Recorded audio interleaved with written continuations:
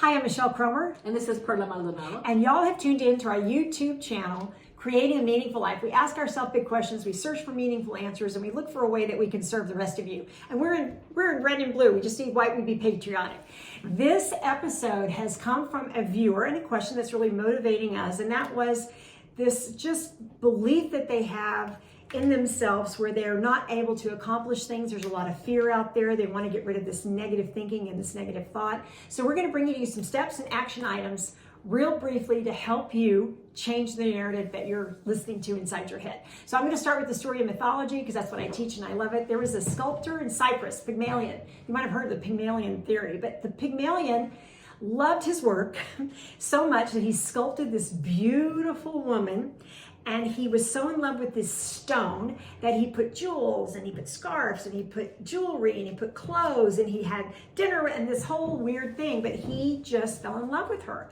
And he prayed to Aphrodite, the goddess of love, to animate and illuminate her into a human, and Aphrodite granted his wish. So this is the Pygmalion effect. And the reason why this worked for this sculptor was because he changed his perception, right? So that's what we want you guys to do. We have to change our narrative. So to begin with, Perla, let's start with the negative things we say. I hear this all the time right now, especially this season. I hear people in the drugstore say, I am so sick.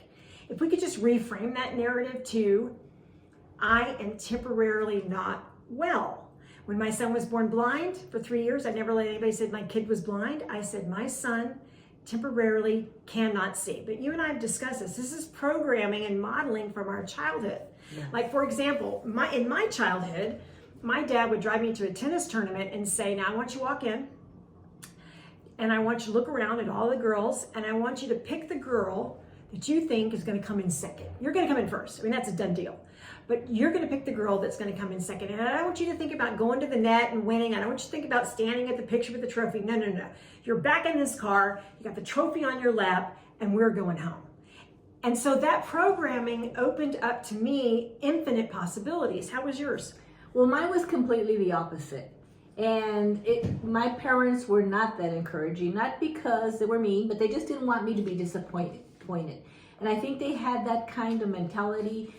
Don't be disappointed. Don't reach for the stars because you probably can't get them, and you're going to be disappointed. They were being kind. They were trying to kind of manage your expectations, right? Exactly. So, and I think that really, I picked them for that reason, to be my parents before we got here. I mean, but they used to do things like, or my mom used to say, something like, I would tell her, I'm going to get an A+ on this test. Oh, you're going to get a C. And guess what she did? She got an A+ on that test all the time because she's very smart. So sometimes you can use that, but not all of us have this sort of grit and determination that Perla has, or the background that I had that I didn't have to have the grit or determination. So what we're going to do is, first of all, identify what's going on in your head, number one. And the action item is to reframe that. Yes. And when I find myself, especially when I had cancer and everybody's freaking out because I had an 18% survival rate, and sometimes I would allow myself to go, oh my God, you know what? No. Then I would go 5, 4, 3, 2, 1, cancel. 5, 4, 3, 2, 1, cancel. Whatever works for you, whatever you need to do to reframe your negative self-talk, do it. That's the number one thing. Yeah, especially in these times when you need to be on the top of your game. You need to be authentic. Really believe that that you are that wonderful person that you really are. And also, we have mantras and we have affirmations that we say. And I used to say this to my boys when they got out of the car before they went to school every day. I'm healthy, happy, and fantastic. Streams of power flow through your veins, all as well. So they could leave the car wrapped up with this really positive, wonderful, go get them, you're good kind of thing. What is your affirmation?